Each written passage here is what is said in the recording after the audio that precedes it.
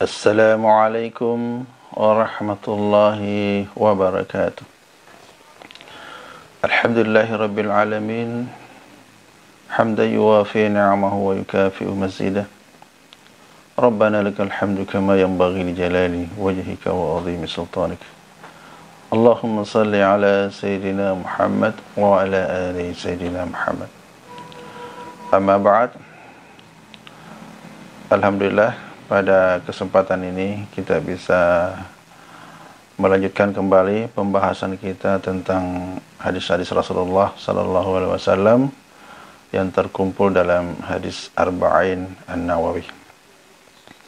Pada kesempatan ini kita akan membahas hadis yang keempat. Mudah-mudahan setelah membahas hadis ini kita akan bertambah paham terhadap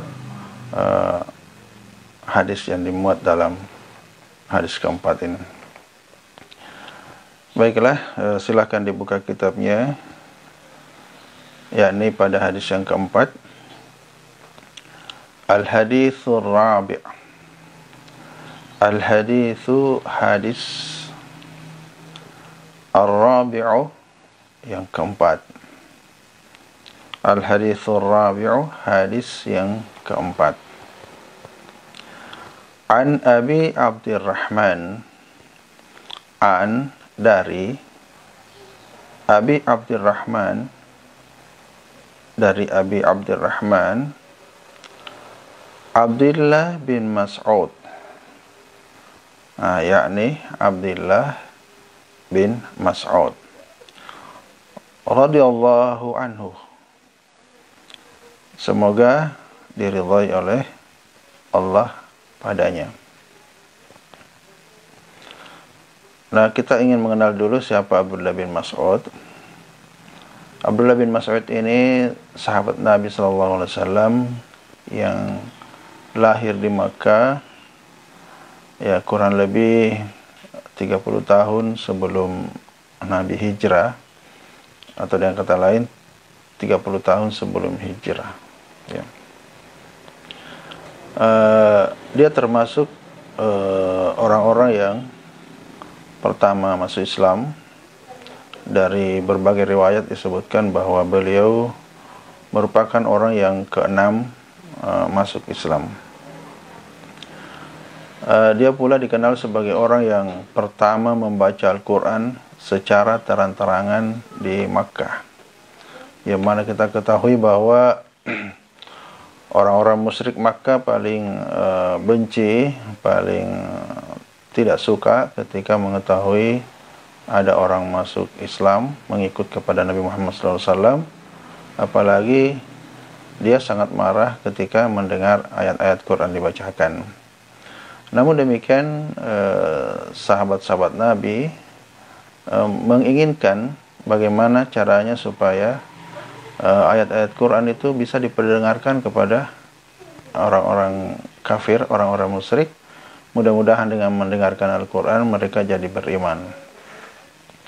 Namun demikian, karena waktu itu jumlah umat Islam masih sangat sedikit, kondisi mereka sangat lemah, lalu kemudian mencari orang yang kira-kira bisa membacakan ayat Quran di tengah-tengah orang kafir, di tengah-tengah orang musyrik. Nah, ketika itu Abdullah bin Mas'ud bersedia melakukannya. Ya, meskipun sahabat-sahabat yang lain kurang setuju karena khawatir jangan sampai dikeroyok oleh orang-orang musyrik, orang-orang kafir yang ada di Makkah.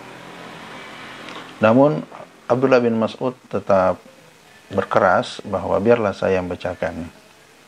Maka Abdullah bin Mas'ud pun datang ke tengah-tengah orang musyrik, kemudian membacakan Al-Quran dengan suara yang lantang, dengan suara yang merdu.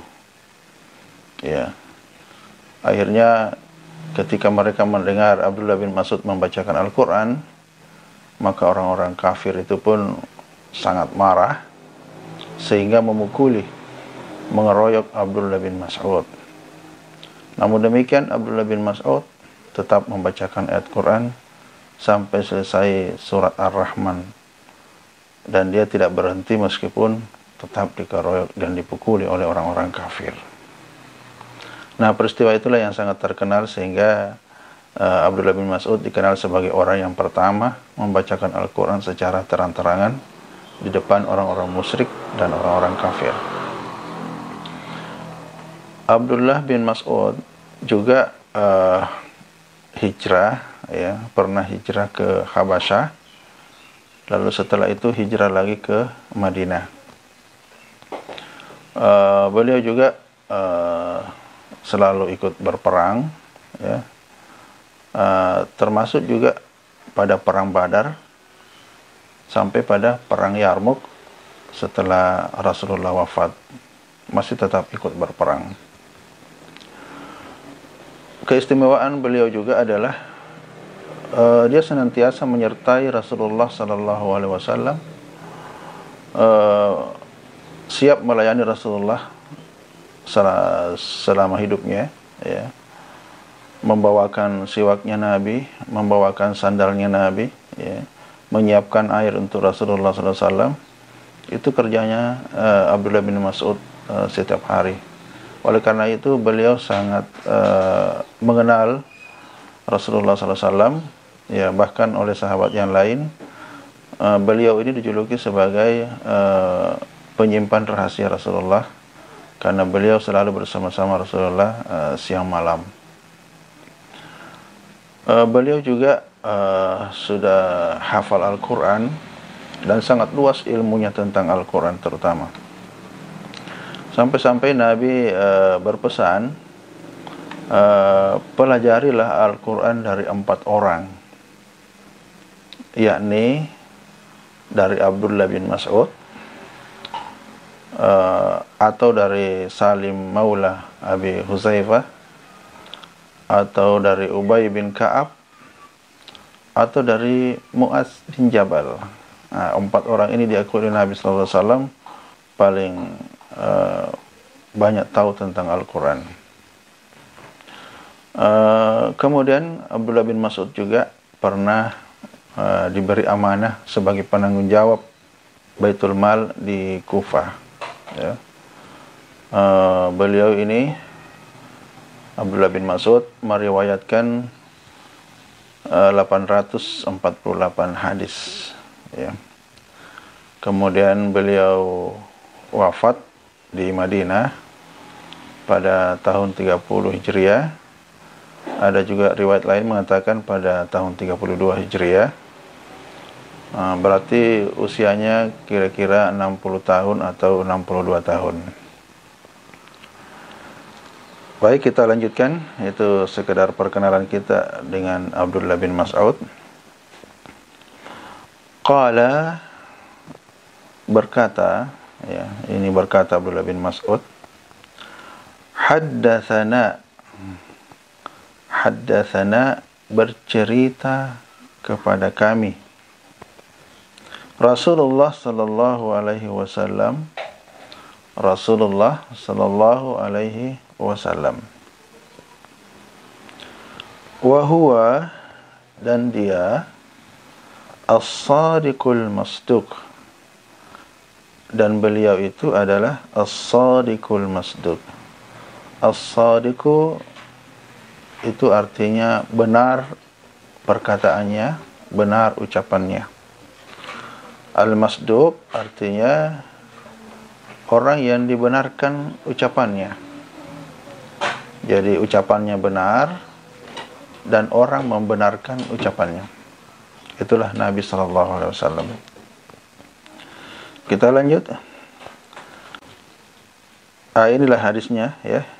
Inna ahadakum, inna sesungguhnya, ahada seseorang, kum kalian, sesungguhnya seseorang dari kalian, atau bisa juga diartikan sesungguhnya setiap dari kalian, yujma'u, dikumpulkan, khalqahu, penciptaannya, yujma'u khalqahu, dikumpulkan penciptaannya, fi batni, fi di dalam, batni perut, fi batni di dalam perut, ummihi ibunya. Ya, jadi hadis ini menjelaskan bahwa setiap kalian atau setiap kita ini, ya, dikumpulkan penciptaannya oleh Allah Subhanahu wa taala di dalam perut ibunya. Ya. Jadi kita dikumpulkan penciptaan dalam perut ibu, itu maknanya adalah bahwa sebelum kita diciptakan oleh Allah Subhanahu wa taala itu keadaan kita belum terkumpul. Ya. Nah, dijelaskan oleh para ahli, para ilmuwan, bahwa sebenarnya asal usul kejadian manusia itu adalah dari berkumpulnya materi genetik, ya, yaitu dari tulang sulbi laki-laki bertemu dengan sel telur di dalam rahim yang dilepaskan oleh ovarium ke dalam rahim. Nah, dari pertemuan ini kemudian terbentuklah yang namanya zigot.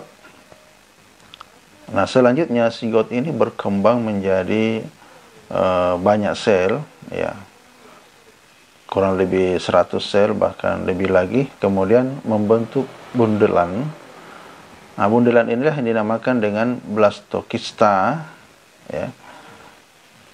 Kemudian blastokista ini menempel di dinding rahim, lalu kemudian terus berkembang, selnya terus berkembang, sehingga itulah yang menjadi embrio sebagai cikal bakal lahirnya manusia, dan dari situ pula terbentuk plasenta. Ya, jadi kalau ditelusuri memang penciptaan manusia itu merupakan penyatuan atau berkumpulnya dari materi-materi yang sebelumnya terpisah. Bahkan kalau kita mau kembali lebih awal lagi, ya, bahkan manusia itu berasal dari tanah, ya, yang mana tanah itu kemudian ditumbuhi oleh tanaman-tanaman, lalu kemudian dari tanaman itu mengeluarkan buah-buahan, ya, termasuk sumber-sumber makanan pokok berasal dari tumbuhan yang tumbuh di atas tanah. Atau dengan kata lain, gizi atau saripati dari tanaman itu berasal dari tanah yang kemudian dimakan oleh manusia, lalu kemudian manusia itu kemudian membentuk yang namanya materi genetik berupa mani atau disebut sperma. Kemudian dari wanita menghasilkan ovum atau sel telur. Nah, jadi semua itu berasal dari tanah, kemudian terbentuklah tadi, dikumpulkan di dalam penciptaannya di dalam perut ibu. Nah, selanjutnya kita lihat arba'ina yauman nutfah, ya. Jadi proses terbentuknya tadi itu arba'ina yauman nutfah. Arba'ina 40, yauman hari, 40 hari, nutfah masih dalam bentuk nutfah. Nah, yang mana nutfah itu yang kita bahas tadi, mulai dari materi genetik itu, ya, kemudian membentuk zigot, kemudian sampai akhirnya terbentuk embrio. Nah, itu dikategorikan sebagai nutfah. Itu terjadi selama 40 hari, ya. Thumma yakunu 'alaqatan mithlu thalik. Ya. Thumma, kemudian, yakunu menjadi alaqatan, segumpal darah. Ya. Jadi sel-sel yang terbentuk tadi menjadi banyak, lalu kemudian itulah yang membentuk segumpal darah. Mithlu thalik, demikian itu pula. Jadi maksudnya terbentuk segumpal darah selama proses 40 hari juga, ya. Summa yakunu, kemudian menjadi mudghah, segumpal daging, mithla thalik, seperti itu juga. Jadi maksudnya setelah segumpal darah 40 hari, kemudian segumpal darah itu berubah menjadi segumpal daging, itu juga prosesnya selama 40 hari. Nah, segumpal daging yang dimaksud ini adalah segumpal daging yang sudah berbentuk bayi, sudah berbentuk janin, sudah berbentuk manusia. Ya. Nah, jadi proses dari pertama, ya, dari berkumpulnya materi genetik tadi sampai 120 hari kalau kita total semuanya, sudah terbentuk menjadi manusia yang sempurna, sudah terbentuk tangan, ya, sudah ada hidung, telinga, dan seterusnya. Ya. Summa yursalu, ya. Summa, kemudian, yursalu, diutus, ilaihi, kepadanya, ya, diutus kepadanya, al-malaku, malaikat, fayanfukhu, kemudian meniupkan, fihi, ke dalamnya, ar-ruhu, ya. Ya, jadi Allah mengutus kepadanya malaikat untuk meniupkan ke dalamnya ruh, ya. Jadi pada usia 120 hari ini sudah ada tangan, sudah ada telinga, sudah ada mata, ada kaki, dan seterusnya, sudah sempurna, bentuk sudah sempurna, lalu kemudian Allah mengirimkan malaikat untuk meniupkan ruh. Nah, ini peniupan ruh ini merupakan suatu hal yang sangat penting, oleh karena disinilah awal kehidupan manusia itu. Jadi ketika ditiupkan roh, maka berfungsilah panca inderanya, ya, sudah memiliki kehidupan, ya, ketika ditiupkan roh, ya. Dan pada saat yang demikian ini kondisi janin betul-betul sudah sempurna sebagai manusia yang memiliki jasad dan memiliki roh. Kita lanjutkan. Wa yu'maru bi arba'i kalimatin. Wa yu'maru, dan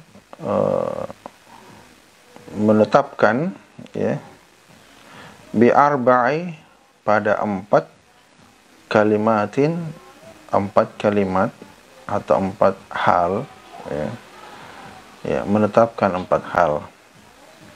Nah, apa yang 4 hal ini? Bikatbi rizkihi, bikatbi, ditetapkan, rizkihi, rizkinya, ditetapkan rizkinya. Jadi ketika bayi masih dalam umur 120 hari atau pada hari pertama dia hidup, pada hari pertama dia ditiupkan ruh, langsung ditetapkan rizkinya, ya. Nah, oleh karena itu dalam kehidupan kita sehari-hari, ya, sebenarnya tidak perlu kita iri kepada orang yang rezekinya lebih banyak, kehidupannya lebih enak, dan seterusnya, oleh karena hal itu memang sudah ditetapkan rezeki setiap manusia ketika di hari pertama kehidupannya, ya. Wa ajalihi, dan ajalnya, ya, ditentukan ajalnya.